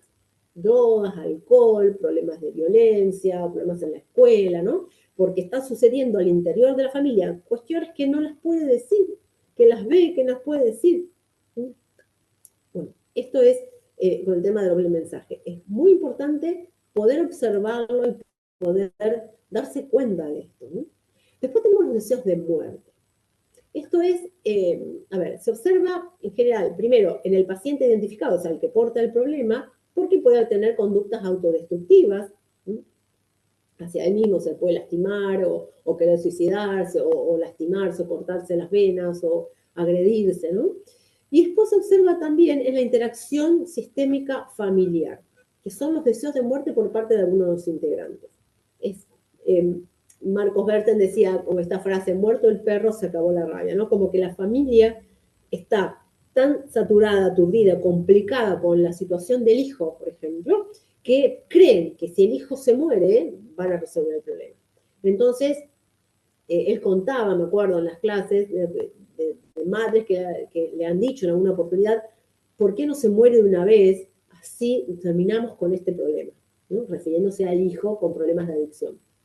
Entonces, este deseo de muerte, él lo trae como ese deseo de que si el hijo desaparece, desaparecería el problema. Pero en realidad, el hijo es un portavoz del problema que hay en el sistema familiar. El chico no tiene el problema de manera independiente porque él solito no, es porque es producto de toda esa situación familiar disfuncional que se fue gestando durante mucho tiempo e hizo eclosión en el comportamiento o en la conducta o en la adicción del hijo. Otro punto a evaluar es el ciclo vital o curso de vida. Bueno, que esto lo vimos en la clase pasada, pero acá Marcos Bertes trae una diferenciación. Él dice que en el ámbito de la terapia familiar se hablaba de ciclo vital de la familia, que es lo que vimos en la clase pasada, ¿no? En los años 70 o 80. Creo que hoy en día, y esto hoy en día sería en el año 2010, 2012, que se hablaba de curso de la vida familiar. Entonces, el ciclo vital de vida es que antes se consideraba que un hombre y una mujer se conocían, se casaban, tenían hijos, los hijos crecían, iban a la escuela, se hacían adolescentes, ¿no? Y repetían el mismo esquema que los padres. Pues conocían a alguien, se casaban, tenían hijos, ¿no? Bueno, y es como que el ciclo de vida familiar se iba repitiendo de manera circular.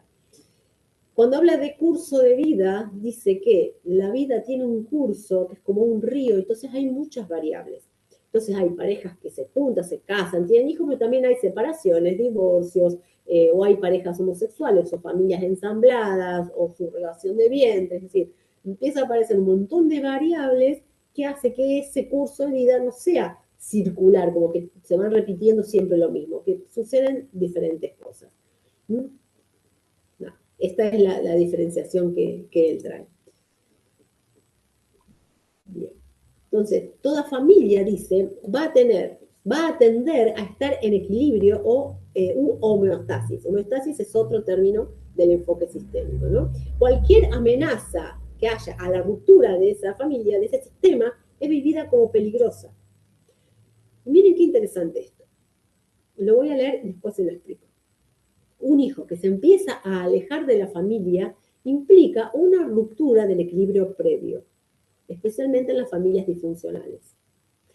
En estas familias, el hijo cumple la función de mantenimiento de ese equilibrio, de esa homeostasis. Si hay una mala relación, una mala alianza marital, el hijo está funcionando como hijo poxipol, es el hijo que pega las partes rotas de la pareja. Si ese hijo se fuera, ¿quién va a cumplir el rol de mantener unida a la pareja? Entonces, el hijo no quiere irse y los padres no lo dejan ir. ¿Se entiende la disfuncionalidad? Entonces, una forma de no irse es el consumo de sustancias, que le permite seguir quedándose eternamente y mantener unido a los padres porque están ocupándose de él. Entonces, la droga lo hace cada vez más dependiente, no solo de la sustancia, sino también de los padres y de la familia. Y así mantendrá unidos a los padres a través de la preocupación de estos, que estos manifiestan por él. Se los leí para que quede bien claro el concepto. O sea, el equilibrio de un sistema familiar no quiere decir que funciona bien. El equilibrio puede ser de una familia disfuncional, funciona mal, pero tratan igual de mantener el equilibrio. Entonces, muchas veces, ese hijo con problemas funciona como el pegamento de las partes rotas de los padres o de todo el sistema. Ese hijo es el que mantiene el equilibrio, mantiene a los padres unidos a través de su problema. Ahora, si el hijo resuelve su problema, se cura, los padres ya no tienen de qué ocuparse. Entonces terminarían o separándose o ocupándose de ellos. Y el hijo quedaría ahí como, ¿quién se ocupa de mí? Entonces, para mantener este equilibrio disfuncional, el chico sigue drogándose, los padres siguen unidos para resolver el problema al hijo, pero nunca se resuelve ese problema y los padres nunca se terminan de separar porque están unidos ocupándose del hijo. ¿Se entiende? Bueno, esta disfuncionalidad es la que tenemos que poder observar. Por eso, estos conocimientos, estas distinciones nos permiten tener estas herramientas para poder observar este funcionamiento. Porque a veces decimos, no podemos explicarnos cómo puede ser que sigan juntos o que esto nunca se resuelva porque, bueno, por esto es. Porque si ese hijo se cura y los padres se separan porque ya no tienen por qué estar unidos, porque el hijo se curó, se pierde el equilibrio de la familia, se desordena, se desarma todo. Y tienen que trabajar, para volver a equilibrar. Sí, ¿alguien quiere hacer un comentario?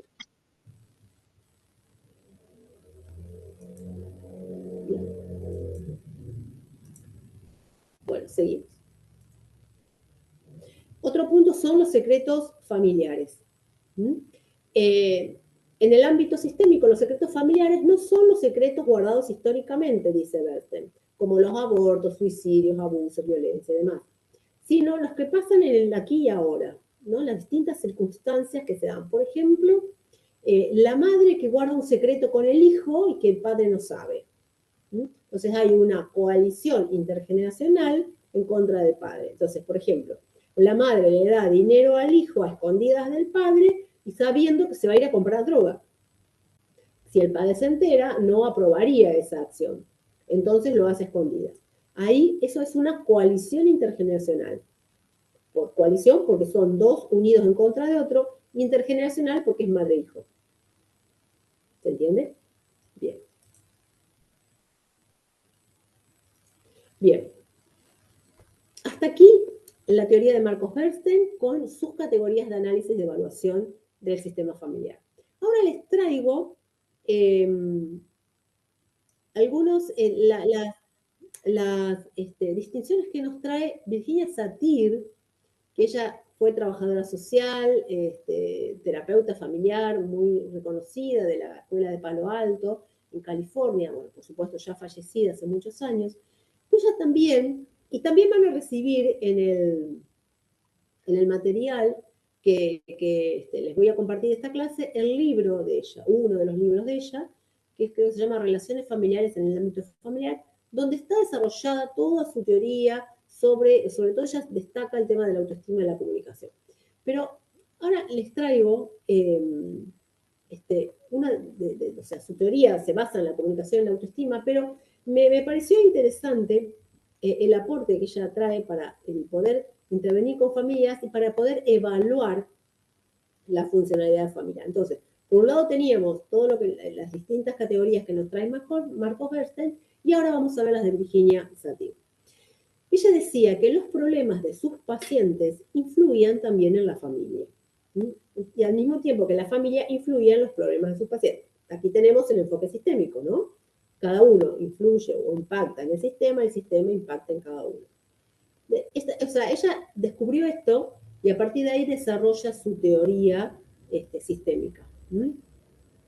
Descubrió que al acudir toda la familia a terapia, se solucionaban los problemas individuales y los relacionales que las dos causaban.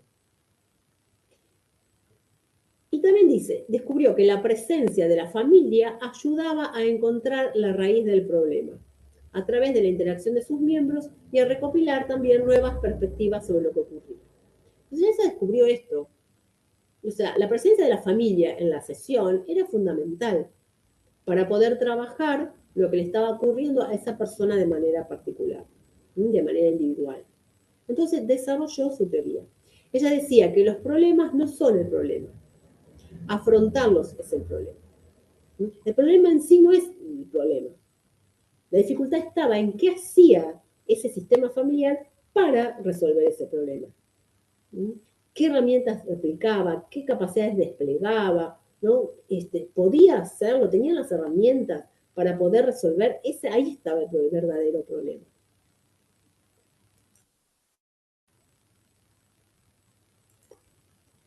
Entonces, ella trae estas 4 categorías de análisis. la autoestima, la comunicación, las reglas y el enlace con la sociedad. La autoestima sería los sentimientos o ideas que el individuo tiene de sí mismo, o sea, lo que cada integrante de la familia piensa sobre sí mismo, lo que vale, lo valioso que es, o sea, el valor que tiene de sí mismo, cómo se ve, cómo se trata, qué imagen tiene de sí mismo, qué concepto tiene de sí mismo. Eso es, ¿no?, la autoestima. Y para observarla en los distintos integrantes de la familia. Después, la comunicación. ¿Qué método utilizan las personas para transmitir sus ideas, sus pensamientos, lo que les pasa, lo que quieren, hacer pedidos, no sé, compartir su situación? O sea, ¿cómo se comunican? Las reglas, las pautas transaccionales, los límites, todo esto que permite ordenar y normar el funcionamiento de un sistema familiar.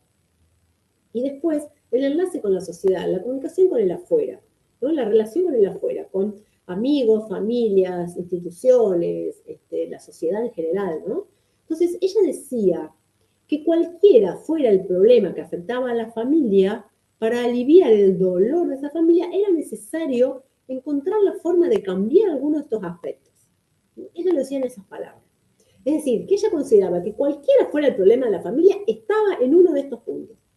En la autoestima, en la comunicación, en las reglas, o en el enlace con la sociedad. Y fíjense qué interesante, ¿no? Qué simple, qué profundo a la vez. Porque evaluar, a ver, ¿cómo se ve cada miembro de la familia? ¿Cómo se sienten? ¿Se consideran importantes, valiosos?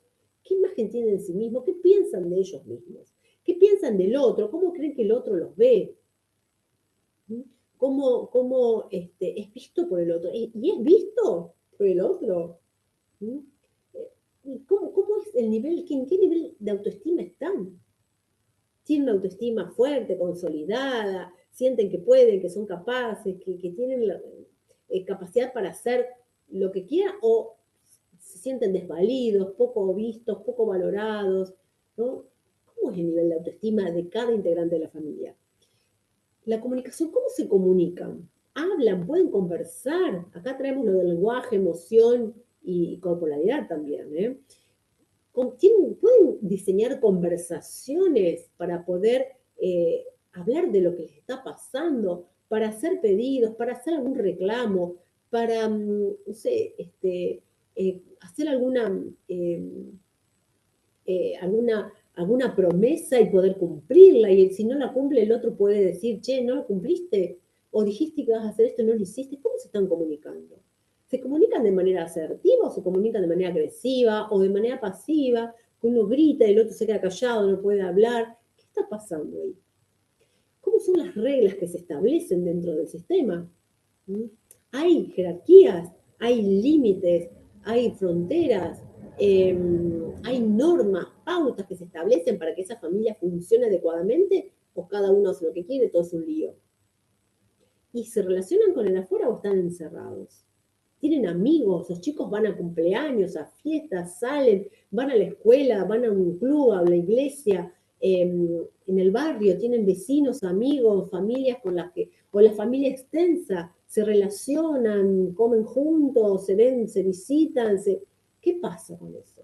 ¿O están cerrados adentro y son ellos y no salen, no se comunican con el afuera?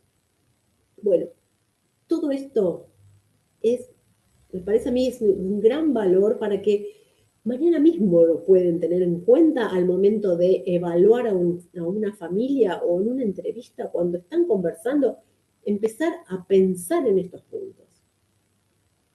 Por eso se los traigo, porque yo creo que son categorías de análisis muy valiosas para evaluar a la familia.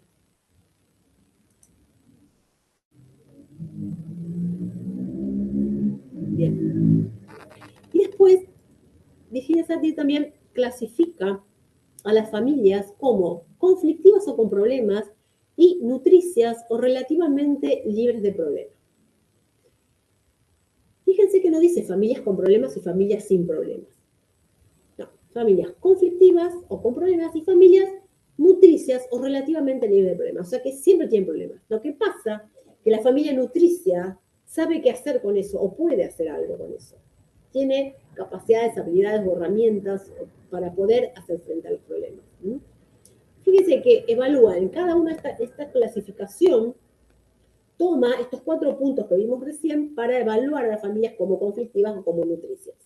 Entonces dice, la familia conflictiva con problemas tiene autoestima disminuida, comunicación más indirecta, vaga, poco sincera, reglas rígidas, inhumanas, fijas, inmutables. O sea, no se puede hablar, acá se hace así, es como yo digo, ¿no? Algo muy...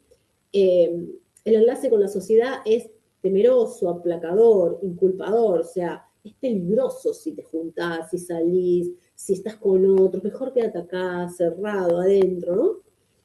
Y las familias nutricias, o relativamente libre de problemas, son las que tienen una autoestima elevada, fuerte, consolidada, la comunicación es más directa, es clara, específica, es sincera, es flexible, se puede hablar, se puede conversar, podemos discutir, ¿sí? Hay reglas flexibles, humanas, adecuadas, sujetas a cambio, ¿no? Todo se puede negociar, se puede hablar, y el enlace con la sociedad es más confiado, es más abierto, ¿no? O sea, los distintos integrantes pueden salir, juntarse con quien quiere, ir a los espacios que desean, o sea, tener amigos, ir a fiestas, ir a estudiar algo que les gusta, ¿no? Fíjense las diferencias. Ahora ella dice que todos los cambios dependen de nuevos aprendizajes y de nuevos conocimientos y de una nueva conciencia, ¿no? O sea, tener conocimientos, poder darse cuenta, poder aprender nuevas maneras de relacionarse, de estar, de ser y de estar, eso facilita el cambio y facilita que empiecen a mejorar y a tener una vida con mayor calidad. Por eso hay que ayudar a las familias a que puedan adquirir, dice ella, niveles básicos de funcionalidad en su estructura y en sus dinámicas. Niveles básicos de funcionalidad, que puedan funcionar de manera adecuada, que puedan correrse de la agresividad o de la rigidez o de la flexibilidad absoluta, ¿no? Que puedan encontrar ese equilibrio o que sea funcional, ¿no? Para ser nutricias. Por eso dice que las familias conflictivas crean personas conflictivas y contribuyen a la devaluación del yo y a que aparezcan situaciones relacionadas con la delincuencia, las enfermedades mentales, el alcoholismo, la drogadicción, los problemas escolares, los desórdenes alimenticios, o sea, todos los problemas sociales, todos los problemas grandes se dan o tienen como mayor posibilidad de desarrollarse en familias conflictivas o en familias con problemas. En familias donde hay cuestiones a revisar en cuanto a la autoestima, la comunicación, las reglas y el enlace con la sociedad. Y dice que hay que trabajar con estas familias para que las familias conflictivas puedan convertirse en familias nutricias y que las familias nutricias lo sean aún más. O sea, trabajar para reforzar esa nutrición, esas familias que están funcionando relativamente bien, que puedan reforzar ese funcionamiento, y las familias conflictivas que puedan transformarse en familias nutricias.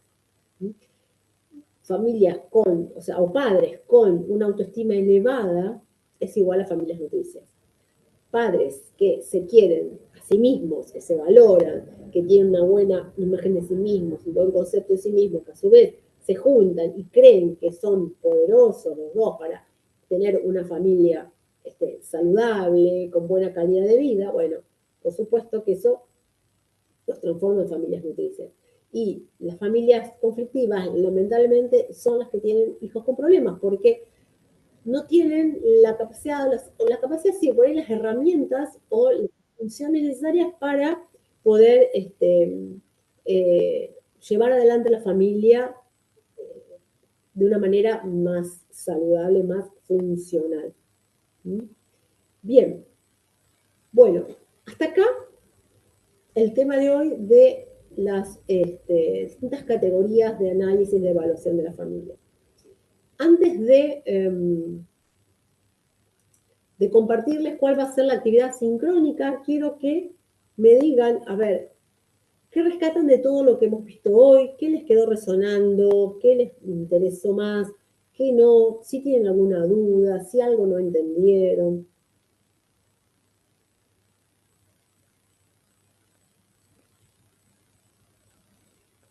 A ver, los escucho. Hola, Dania de Bolivia, buenas noches. ¿Cómo estás, Dania? Buenas noches. Lo que me queda, además por trabajar más, es cuando estamos acompañando a familias en su desarrollo, esta parte que usted menciona, ¿no? De familias conflictivas. Te escucho muy lejos, Dania.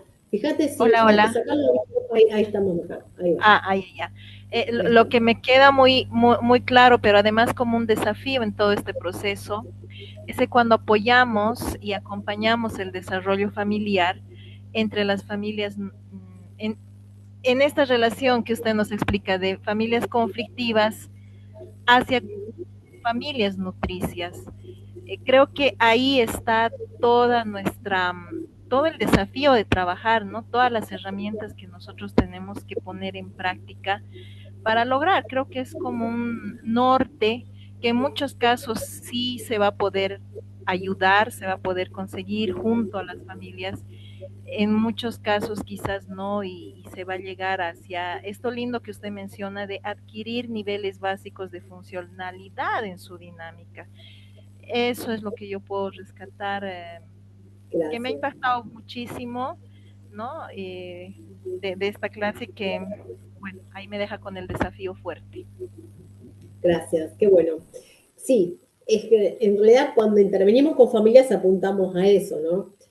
No siempre lo logramos, porque no va a depender solamente de nuestra expertise. También es un compromiso que debe asumir la familia de poder trabajar sobre sí misma, ¿no?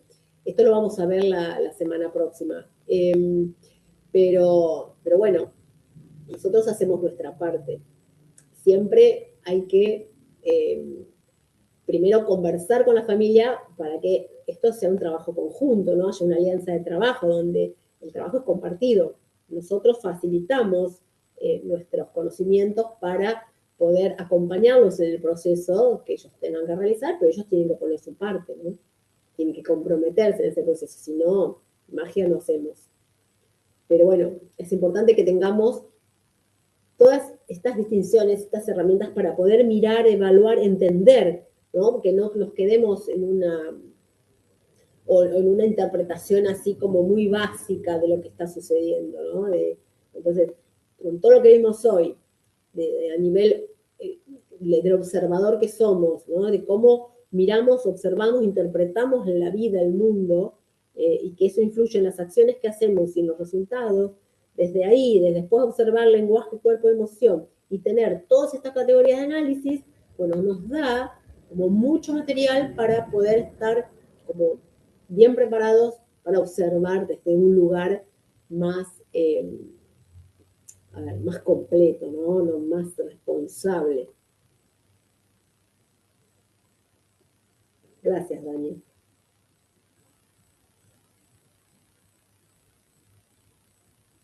¿Alguien más quiere compartir?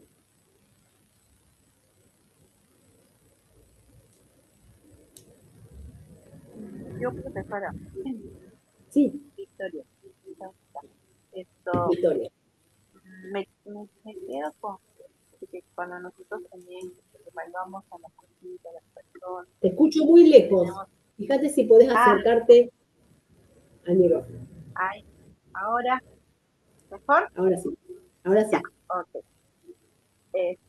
Cuando nosotros hacemos la entrevista, hacemos todo el estudio del caso, y nosotros tenemos que no solamente escuchar a la persona, sino también estar muy atentos a todo lo que nos comunica por medio del cuerpo, de la forma como se transmite, situaciones corporatividad, las relaciones que van sucediendo, porque eso también nos dice mucho, de forma como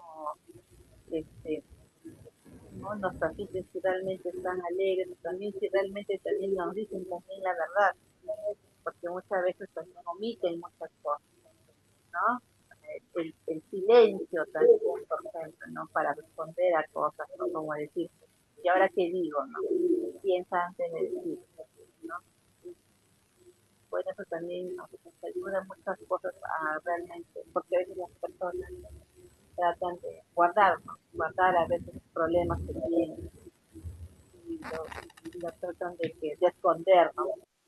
Ujú. Y esto también es importante, por eso se hablaba de la observación, del lenguaje, de la comunicación, Sí, ¿no? Tenemos que tener muchas actividades para... y un punto importante después es, lo vamos a hablar la semana que viene, es cómo generar una alianza de trabajo, una confianza de nosotros como profesionales en la familia, ¿no? Para que después estén abiertos a poder hablar y contar y confiar, ¿no? Pero eso también ese es un punto importante porque si entramos a entrevistarlos, tenemos todo ahí, no saben ni quiénes somos, no nos conocen, ni no tienen una relación previa con nosotros, bueno, por ahí es más difícil que puedan abrirse. Pero también los silencios hablan, es una manera de comunicar el silencio.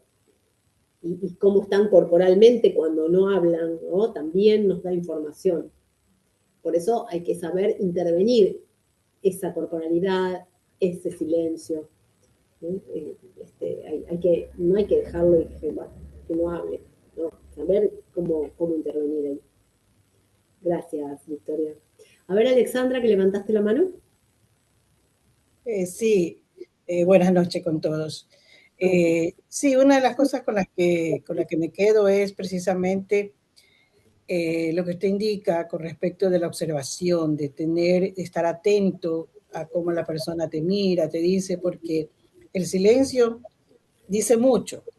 Desde que si tiene los ojitos que se te pone aguadito o el timbre de la voz que utiliza, ¿no? Son cosas que a veces te pueden determinar, ¿no? También hay que diferenciar mucho entre el teatro que te pueden hacer y lo que realmente. Por eso es importante observar y ver la línea de tiempo, ¿no? Y de lo que te vaya diciendo. Yo he tenido mucha experiencia con familias de pacientes en consumo y realmente de lo que yo he podido percibir, siempre hay esa parte, más bien en los que yo he tenido, sido casos de donde la familia está desunida, donde hay una carencia, o faltó papá, o faltó mamá, o fueron niños que pequeñito decidió la abuela paterna tenerlos, y obviamente hubo una separación de la parte materna. Entonces, eso crea muchas veces en el adolescente, o las historias que escucha en la familia, ¿verdad? Y como también he tenido la oportunidad de trabajar con las niñas que van a dar a luz, por ejemplo, y que obviamente ahí es donde viene en ese tiempo que está la abuela paterna, la abuela materna, en un conflicto, como que es un trofeo el niño, entonces yo les explico cómo a veces al final del camino, cuando son ya jóvenes, esas complicaciones que ahora ellos lo ven como algo de que yo gané, yo me impuse, repercute muchas veces en esa crianza, y que lo más saludable siempre es tener un entorno adecuado donde cada uno participe. Si la mamá tiene algún tipo de situación, lo que hay que hacer es fortalecerla para que cumpla con su rol. O si no lo puede hacer, pero que no haya o sea, que no se la desvincule, porque no se la le prohíban, ¿no? Ejercer cierta parte de afecto, aunque quizás no sea la cuidadora principal, ¿no? Claro. Pero bueno, en todo caso, creo que sí, la familia es un sistema. Me ha gustado mucho el tema en el que usted dijo que es corporación, emoción y lenguaje, y realmente esas son los aspectos que son muy importantes de tener en cuenta.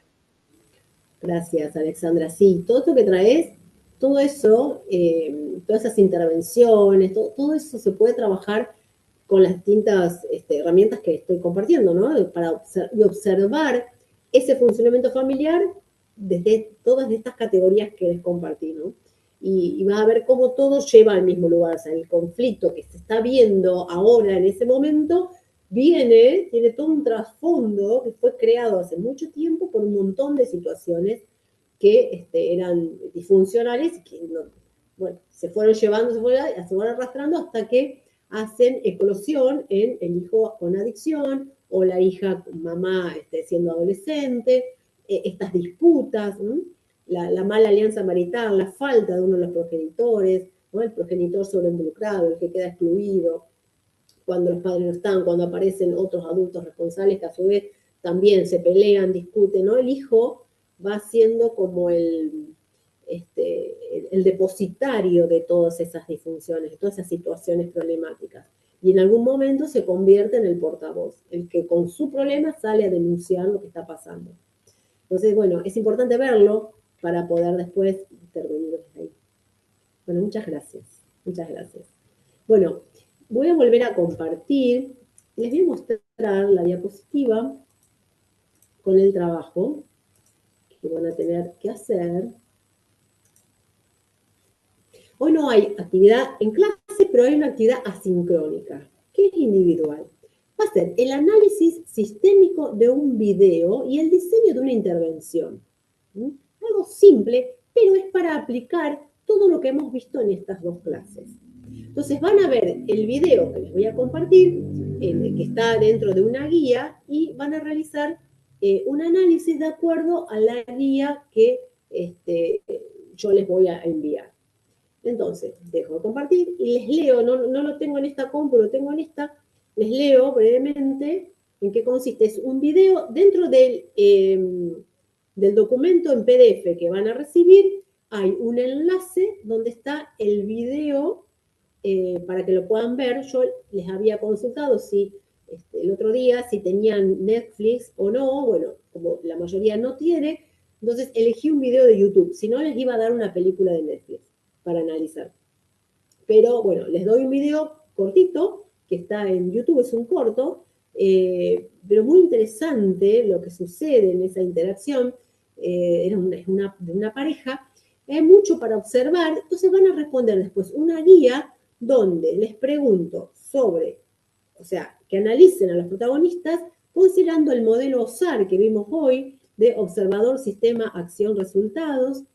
Después van a observar lenguaje, cuerpo y emoción.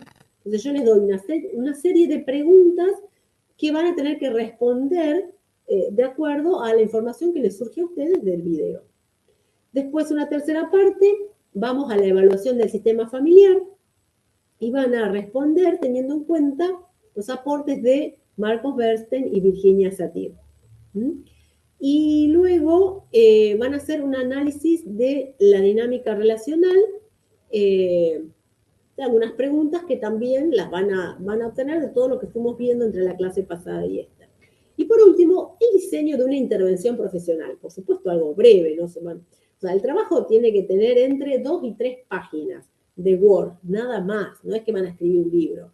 Pero la guía es un orden como para poder ir utilizando todo lo que fuimos viendo en las dos clases para llevado al análisis de este video. Y la pequeña intervención profesional tiene que ver con una breve estrategia de intervención. Desde el trabajo social con todos estos conocimientos, aprendizajes, distinciones que hemos ido viendo. Hay una fecha de entrega que es el 22 de junio, que sería la semana que viene, el 22, ¿verdad? Sí, el lunes que viene. Lo van a poder hacer, o sea, tienen fecha de entrega el lunes que viene. Me lo van a mandar a mí a través de WhatsApp, pero no en el grupo. Me lo van a mandar en forma privada. Por mensaje privado me van a decir el nombre de ustedes y el trabajo. O sea, el trabajo tiene que tener, por supuesto, también el nombre de ustedes. Miren que son un montón y yo no tengo agendado los nombres, así que me tienen que decir bien el nombre y me envían el trabajo a mí por WhatsApp. Bueno, eso es lo que van a tener que hacer entonces. En el PDF que van a recibir está el enlace para ver el video. Es un video de 10-12 minutos. Luego tiene una serie de preguntas, de puntos a analizar, utilizando todo lo que vimos entre la clase pasada y esta. A su vez, junto al a la presentación de esta clase, que como les envié la semana pasada, van a recibir los PDFs de 2 libros. El de Virginia Satir y el de Ontología del Lenguaje. Por si quieren leerlos y ampliar los conocimientos que estuvimos viendo. Bueno, nada más por hoy. ¿Alguna consulta? Ahora los escucho a ustedes. ¿Algo que quieran aclarar? ¿Algo que no entendieron? ¿Que quieran decirme?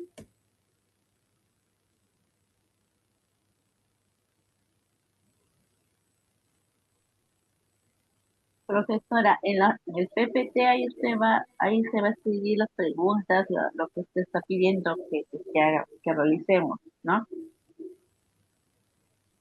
Yo les voy a mandar un PDF donde está toda la guía que tienen que responder. Y ustedes la van a responder en un Word. O sea, el PDF, bueno, por ahí no se puede editar, no sé, algunos se puede... yo se lo mando en PDF para que no se modifique lo que yo mando, que no haya confusiones, que se les borre algo y eso. Pero ustedes pueden armarlo en un Word aparte y me mandan el Word. Pero eso va a venir en el grupo, perdón. Lo que usted nos va a enviar será a través del grupo de WhatsApp. Sí, sí. Ya. Yo, a ver, terminamos la clase, yo tengo que esperar que se desgrabe, o sea, se descargue la grabación para enviarles a María y después mientras tanto les voy enviando el material, el PDF de esta presentación que vimos hoy, más los 2 libros, más la guía para hacer la actividad. 4 cosas van a recibir. Ya, gracias, está bien. Cualquier consulta, ustedes saben que pueden consultarme a través del grupo. Si algo no entienden, si no quedó claro, lo ponen en el grupo, así yo respondo y por ahí también les sirve a alguien más del grupo. Y cuando hagan la actividad, me la mandan a mí de manera particular, no la ponen en el grupo. El resultado, o sea, el trabajo me lo mandan a mí directamente. Pero si tienen alguna consulta, sí la ponen en el grupo. Sí, muy bien, gracias. Bien.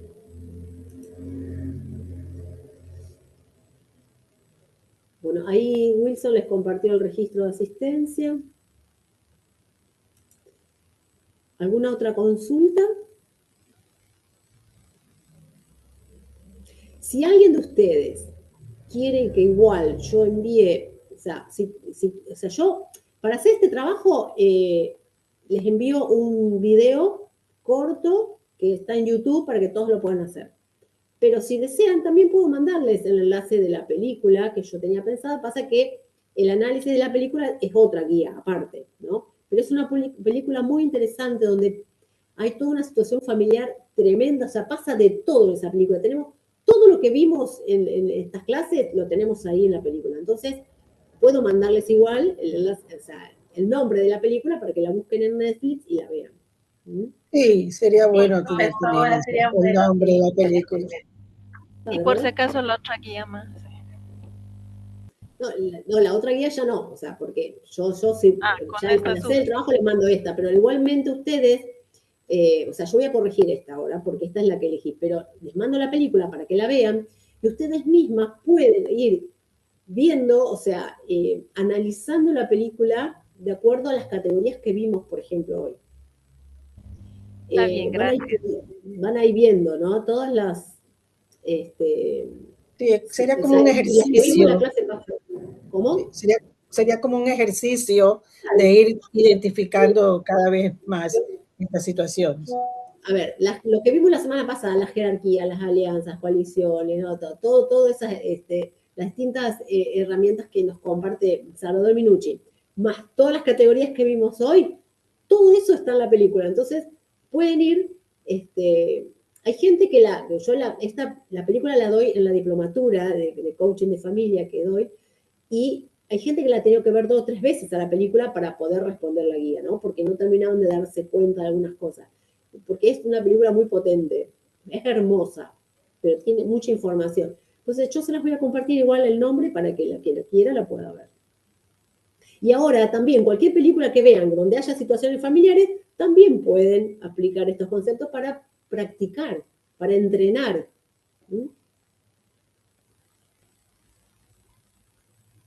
Bien. Bueno, ¿alguna consulta más? Si no, ya estamos en horario, vamos terminando. o algo que quieran decir con respecto a los temas de hoy, que se llevan de la clase de hoy, los que no hablaron. Gracias por esos aplausos, Alexandra.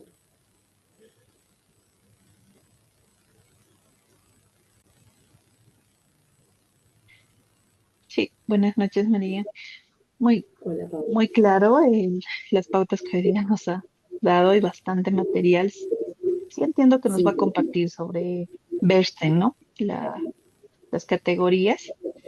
Y sí es amplio para poderlo indagar.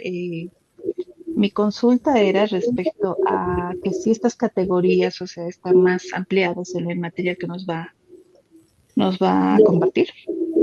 las de Bernstein están en la misma presentación que yo les puse acá, está todo ahí escrito precisamente porque no hay material adicional. Sí, lo de Virginia Satir va al libro. En el libro, es un libro gordo así, hay de todo, está todo. Pero de Bernstein no lo tengo en formato digital, lo tengo en un libro físico, al trabajo completo, pero no lo tengo en formato digital. Entonces, lo que está del material es lo que va en el PDF.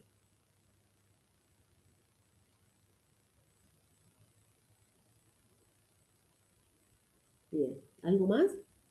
Bueno, si no ya cerramos. Cualquier cosa, escriben en el grupo de WhatsApp. Cualquier duda, cualquier cosita que no hayan entendido, que quieran saber, me escriben en el grupo. Bueno, un placer enorme haber compartido con ustedes esta clase. Espero que les sirva y que puedan aplicar todo esto que vimos en sus intervenciones profesionales. Y bueno, voy esperando durante la semana los trabajos, las guías. Recuerden que la fecha de entrega es el lunes que viene.